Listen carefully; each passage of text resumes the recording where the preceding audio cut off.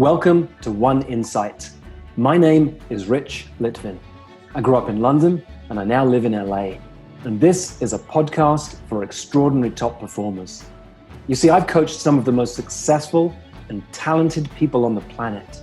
I see what most people cannot see, and I dare to say what most people wouldn't dare to say. And what I know about success is that on the other side of it, it can actually be lonely. You can feel like more of an imposter the more successful you become. And when you're the most interesting person in the room, you're actually in the wrong room. I coach around insight. Life looks one way, something happens, the world looks different, and your entire world changes. It can happen in an instant. And this podcast is called One Insight because a single insight can change everything. Mandy has a PhD from Cambridge University. She worked in investment banking for a long time. Her clients are in private equity, investment banking, super successful, super bright, super sharp, interesting thinkers, interesting people. And Mandy comes with some wondering about where we're going to go in this conversation. All I say to Mandy is, what's on your mind? And she talks and talks and talks. And I say nothing. Sometimes people have a lot on their mind and they need the space to get it out. And once Mandy has processed out loud, then we have somewhere to go. And it turns out that we dive deep into this pain she has of feeling like a best kept secret. I tell her that the only way out of being a best kept secret is to share secrets. Enjoy this conversation and then ask yourself, are you a best kept secret? What's the message that you have for the world that you're not yet sharing? And what's one tiny way you could begin to share that message yourself? Hi, Mandy. Hey. Well, before we began, we were chatting and you said, you want to hear what I want to talk about? And I said, nope, let's just hit record and play. So what's on your mind? There's a couple of things on my mind, and there might be some themes that I can't see in this brain dump I'm bringing to you. There is a perpetual thing that keeps showing up in my life, but I'm not sure if I'm bored of playing with this or talking about this, but I bring it anyway. It's just this overwhelm, this constant low-grade overwhelm that I have systems. I've tracked my perfect system for creating overwhelm. I've thought in depth about why I keep creating overwhelm, like what's the perk of it for me. I wonder if it's just something hardwired into me as an Enneagram 3, where I get my worth, perhaps. So there's this constant state of overwhelm. And yet when I relax into spaciousness, there's so many gifts there as well.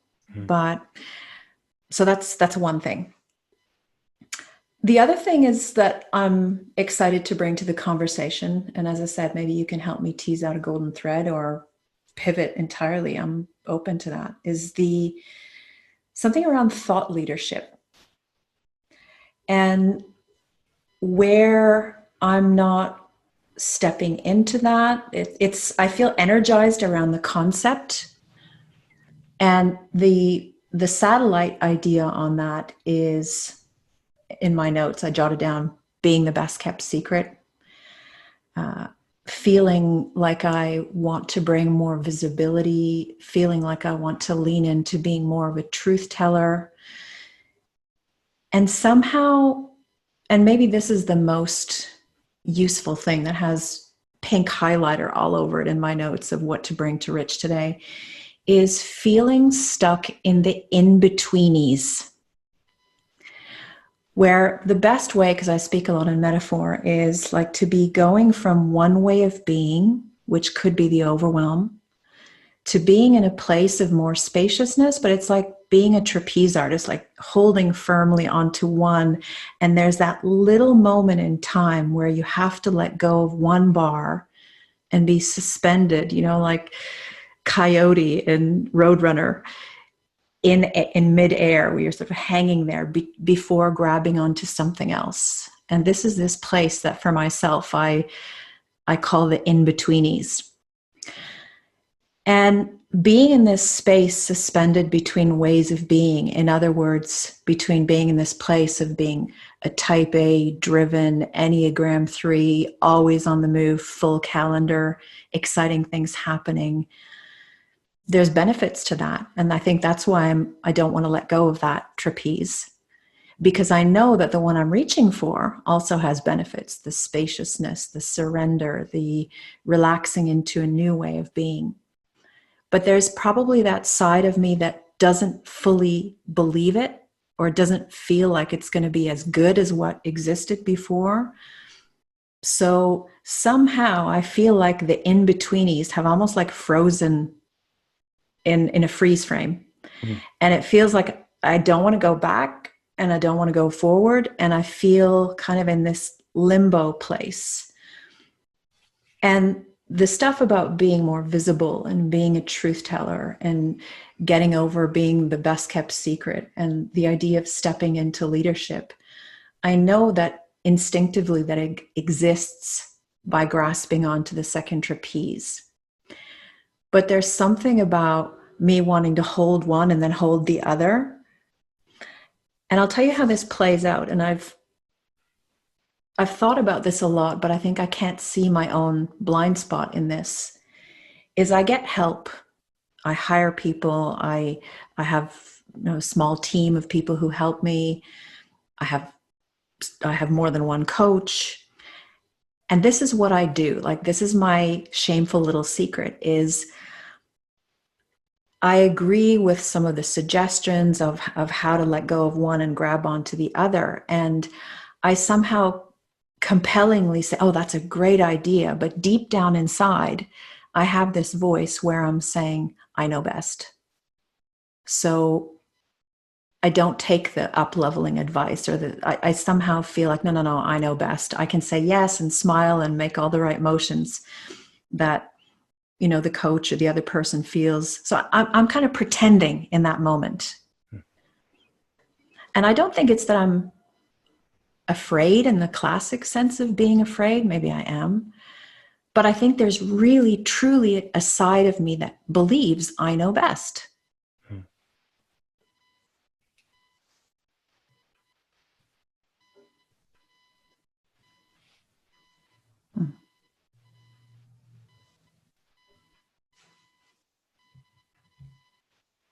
What have you got as an insight from anything that you shared just now?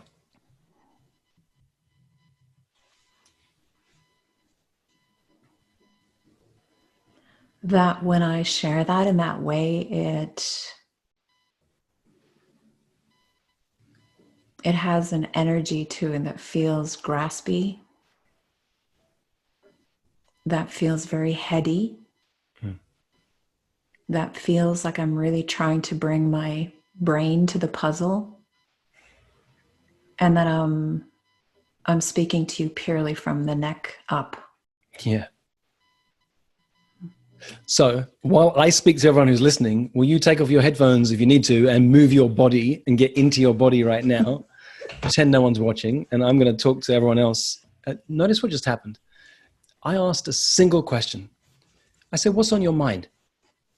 That's all I said. And then I was quiet. Then Mandy let go of all the stuff that's on her mind. She caught it at the end because she said it sounds very heady. Well, yeah, it was what's on her mind. So I gave Mandy space to process out loud. We don't often have much space in our world to do that. And there's one of powerful thing you can do as a coach with your clients. Give them space to process out loud.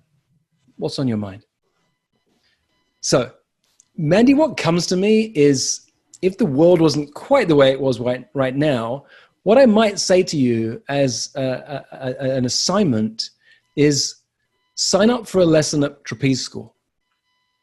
So you can viscerally feel what it's like to be on a trapeze. Were you in 4PC when I took 4PC to trapeze school at Santa Monica Pier? No, I started right after that. So we literally took our community to feel what it's like to be on a trapeze. And I'm picturing you you're swinging from one trapeze to the next, and it's scary. They teach you, there's safety, there's the mesh underneath you that will catch you, the net, there's wires on you. It's safe up here. But your body isn't designed to think that way. It doesn't think, it feels, and it feels overwhelming. And so you swing and you can let go and grasp the other one or catch the hands of the person who was in front of you, the expert who was there. And it was really scary. Many people couldn't do it. But I think rather than talking it through, I literally send you for a class at trapeze school. And then we talk some more about what is it like? You probably can't do that right now. Not sure any trapeze schools are open at this moment in time. But what I've got an image of is you swinging and grasping the other trapeze and not letting go of this one, which means you'd literally be hanging in midair, suspended between the two with absolutely no motion. That's the image that comes to me. Mm-hmm. And that's what I mean about feeling frozen in time. And then there's the irony of the voice that said, see, I know best. And I'm thinking like, what are you talking about? So I have these weird inner dialogues with myself. Now, when there's a little bit more white space in my life, all this toing and froing can come up in my head, but it's partly comical. And this is the funny thing about being in the in-betweenies, because I can see it myself as a coach, but it doesn't mean that I can outthink it or, no matter what I try to do to get myself out of that being holding on to those two places and being suspended in time. So this is why I say this is what my blind spot. This is what I was excited to play with today. Well, look, you literally can't go and do trapeze school right now, but there's only one solution. If you grab onto the second trapeze and you're holding on the first one, and now you're holding on both. If you're there in real time, there's only one way out. Yeah. You drop down. If you were listening and not watching, Mandy pointed down. You let go of both, and you've come safely to the net, and you're fine. In theory, you could let go of one and swing back a little bit, but you won't have enough momentum to get back to where you were. And at some point, you're going to let go and come down and realize you're safe. And then you'll decide. And we saw this at 4PC. Some people, that's enough. I'm done. I'm good. And some people went back to do it again. And I immediately feel myself thinking that through. And again, I totally see the comic value of this, which is why the irony is I can hold this all fairly lightly. Yeah, I would have had other easier challenges to bring to the call today, but I thought let's go here. So let's go a little bit deeper. Thought leadership is the thing to talk about. If you're a best kept secret, well, just you and me here, no one else is listening. What's the secret that no one knows yet?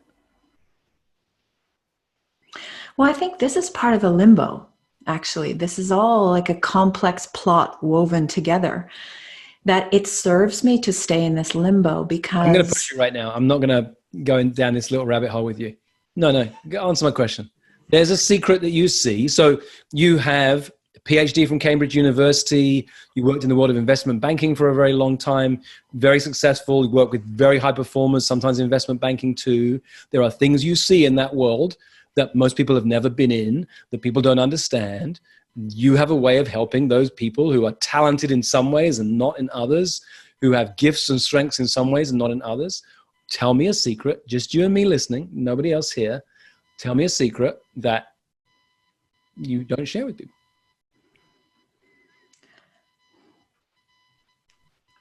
There's something about these people being in exactly the same place. They're holding one trapeze. They're stuck in that place. And maybe I feel a little bit like if I'm a thought leader, I should really have this figured out. I should really be able to teach trapeze. Hang on, don't go there yet. You've gone there too quickly because you're a coach and you see it. Stay with, so they're caught in two worlds. It's almost like they're hanging on to two sides of the trapeze at the same time. Mm-hmm. Just make it a bit more real for me. Tell me more what that means. So for example, if I'm working with a particular woman right now who is masterful at what she does, works in private equity. she's also a best kept secret. And so we're working on helping her with her thought leadership. I'm working on her with her thought leadership. I'm helping her on being courageous enough to bring her gifts to the table at a senior leadership team where she's the only woman. She's incredibly educated, and she will pull back in the moment. So this is a case that I end up coaching. She's just one example of many, many, many other iterations of exactly the same thing, of this limbo moment, this in between, where she wants to break through to the next level. And yet in the moment, something makes her pull back or freeze.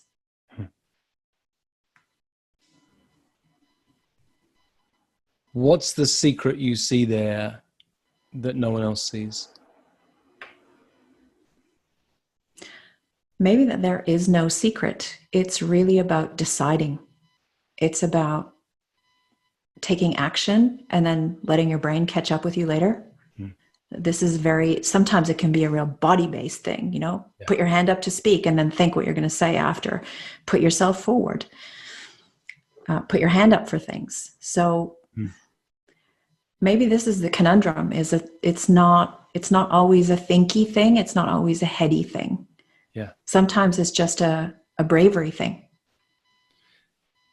So since I know that our best clients are a reflection of ourselves, and I'm thinking of you right now, I'm imagining these people are not only super successful, very talented, highly educated, complex thinkers. I mean, they deal with the world of complexity and uncertainty. They're thinking 27 degrees ahead.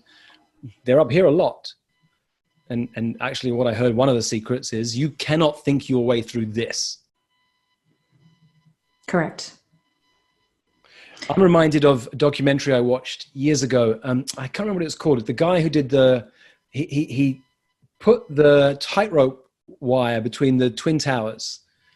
Do you remember the name of that documentary? No, he's a French guy, but I can't remember. That's right. Yeah. I remember who you're talking about. Last name was Petit. I can't remember, but he talks about, was interviewed and asked, was it scary when you put your foot onto that tightrope wire? So this is a wire that is strung up at the top of the Twin Towers. The high walk, the rain is coming down, it's a windy day. Great documentary. I can't recall it in this moment, the title, but he says, no, the first step's not the scary one. It's the second step. Because the second step is when you let go and then you're out there. It's not the first step. Everyone's scared of the first step. It's actually the second step that's scary. Because then it's scarier to go back. If you can go back, it's much easier to walk forward. Yeah, that lands.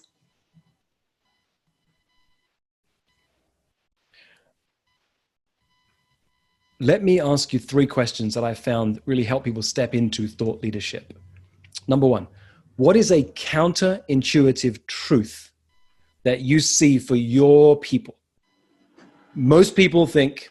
but the truth is ... Most people think that leadership is about being armored up, about knowing all the answers, about really being in your head. And the reality is that there's so much power in leading from behind, being in your body and being able to tap in all the wisdom, not just from the head up, but the heart wisdom, the gut wisdom, the power of intuition. That came up immediately. Great. Second question. What's one belief in your field or industry that's BS?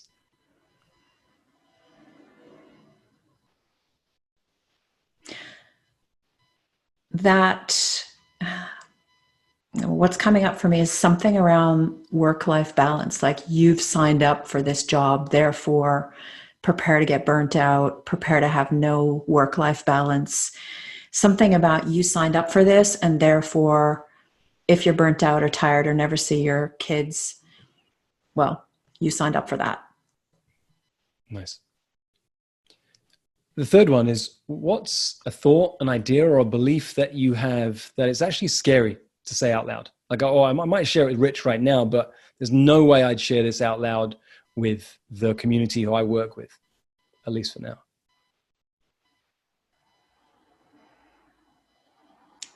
I think a lot of people in this place, myself included when I was there, become addicted to this pace of life and close off all other alternatives and just resign themselves to this is the way it is.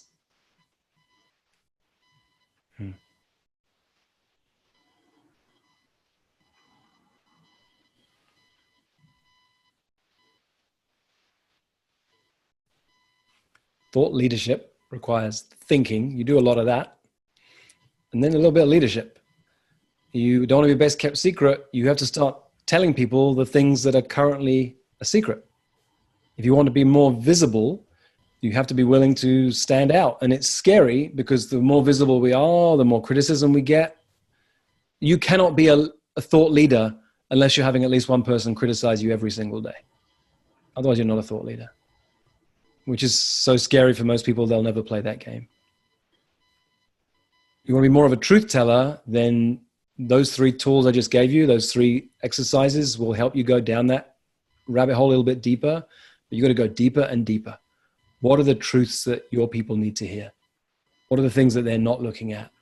And as you spend time there, you'll see more and more and more. And some of that will be going inside here because, of course, you're in the same trap that they are. And some of it are going over there, the stories that come from your clients and the people you work with. Mm-hmm. But that's your job, Mandy. If you want to stop being a best kept secret, you've got to start sharing secrets. Mm-hmm. Okay. Let me make it simple in how you do it as well. You don't have to now think, well, how do I get that message out to 10,000 people? It can be one conversation at a time, writing an article for one client. To this day, I have thousands and thousands of people who write what I read. I always think of one person. Who am I writing to when I write this? And then I write something. And I don't care whether everyone resonates with it. I'm writing to that one person. So start off by writing to that. But literally, you can email them and say, hey, I wrote something for you. Would you like me to share it with you?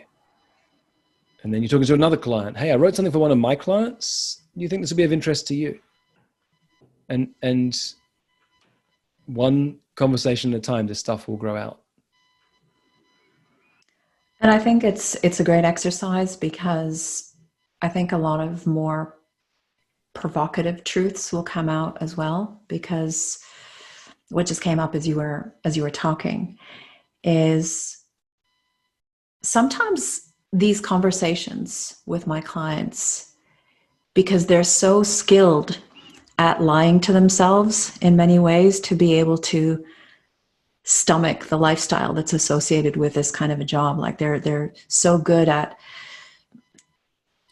we want to bring our reality in balance with our integrity. If you can't see your kids, then there must be some payoff somewhere else. So it's this constantly this negotiation to try to get back into some kind of integrity. And I'm drawn to quite provocative questions, like, how are you lying to yourself?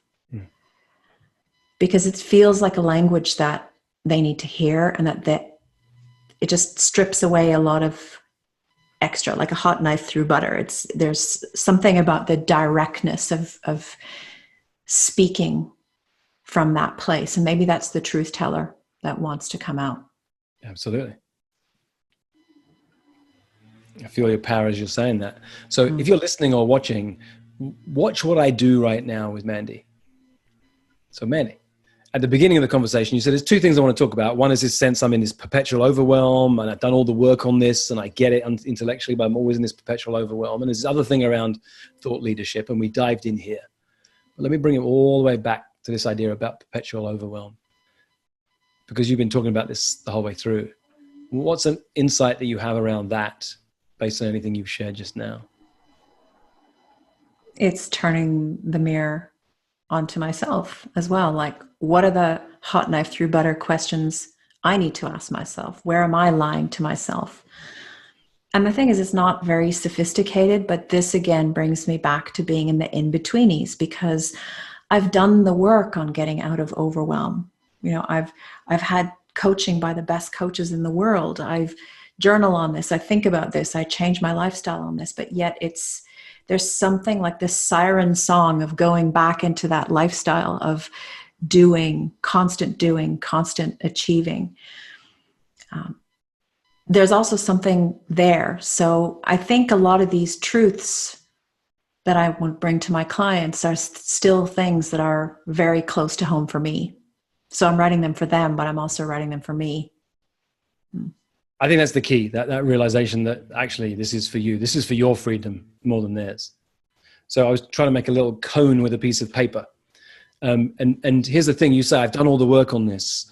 No, the way I believe it, evolution is like this. You go around the cone and you spiral up towards the top of the cone. That's the evolution we're on, the journey we're on. So, but there are these lines going down this cone. So you handle the stuff, the relationship stuff at this age when you're single, but then you start dating and you've got other relationship stuff, and then you're married, and then you're divorced, and you keep hitting that relationship line again and again and again in different ways.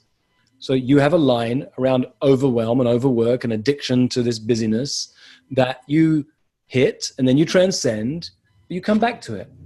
Each time you're coming back to it at a higher level of evolution, man. You don't lose sight of that. You are doing lots of deep work on yourself. This might be a theme that's with you forever, and it might be a theme at some point you transcend. But you're doing the work and you keep moving beyond it. You just got to keep that awareness up, because I love the way you use the word addiction. I know this one. The only addiction we get acknowledged and praise for is this addiction to work. Mm-hmm. And I know this one myself. I really do. Which is what makes it so insidious, because actually for those of us who have overachiever tendencies and get, like a rat goes through a maze, when it does something, it gets a pellet. Every time we get validated for it, there's pellets coming in. And there's something about the power of self-pelleting, like self-validating and getting to that place. And again, I'm pretty good at that. I've gotten to a place where I feel really good in my own skin, but there are still these moments of suspension between the two trapezes. Yeah, look, we can't do this stuff for ourselves. I was literally on a call with my men's group 2 days ago when I had this insight that one of the guys is still going through the same stuff 6 years later, that he's always working on this one question, he never resolves it. And I said to the guys, hey, what if we do a session where we each tell all the other guys what their thing is? And one of the guys immediately went, well, we know what yours is, Rich. It's overwhelm and always having too much work, that you never got enough space for yourself. And I was like, oh, I wasn't ready for that. Maybe in a week. But he saw it immediately.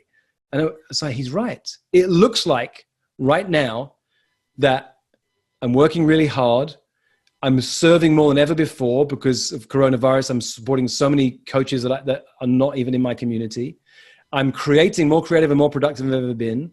And I'm homeschooling, and relationship stuff is overwhelming because we're around each other 24/7. It looks like this is the circumstance, but that's a recurring problem for me. I always, on a regular basis, have these issues going on. So the only thing in common is me. It's not the situation. So I can't wait till you start to share more about this, because it's a lesson that I've been working on for myself for my entire life. And the strand of spaghetti, if I trace it back, comes back to this idea that I shared of somehow there's this really powerful voice in me. And I can't tell whether this is like a core grounding voice, like my center of gravity, or if this is just a shape-shifting inner critic that is just barnacled onto my existence somewhere. I sometimes struggle to tell. Well, I do struggle to tell. And it's the thing that says, I know best. I can tell you how to tell the difference. That still small voice within compared to that inner critic, the still small voice within never judges you, never says anything mean, never says anything harsh. That inner critic comes from that place of judgment.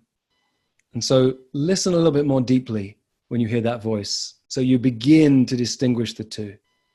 And that voice that sounds like the inner critic, and often sounds like our mother or father, or if we listen really carefully, all it's doing is keeping us safe. Mm-hmm. And safety is the way things have always been. So we go back, even though we want to move away from this, our system is designed to keep us safe. back the way things used to be.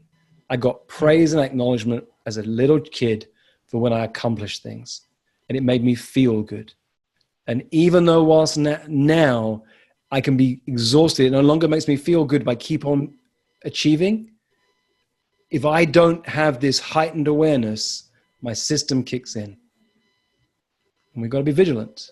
And we can't always do that for ourselves. So I have what I call my check engine lights. It's my friends, it's my men's group, it's my partner, who's not afraid to tell me that I'm working too hard. And then I'm in no, what do you don't understand? I have to. And oh no, that's my pattern. So that's your I know best voice. It's just, maybe that's something I need to listen more closely to. Yeah. What did you say? The inner engine? There's the still small voice within, and then there's the voice of our inner critic. And the inner critic can be harsh and judgmental, and the still small voice within comes from a place of love. They're both trying to keep us safe in different ways. It's not that one is better or worse. Your system is designed to keep you safe. The game that you need to play, though, is a game that transcends safety. It will not be safe to be a thought leader. If you're not willing to hear criticism on a regular basis, then don't step into that path of being a thought leader, Mandy. It's hard. It's challenging. So, except you will be safe underneath all of that. And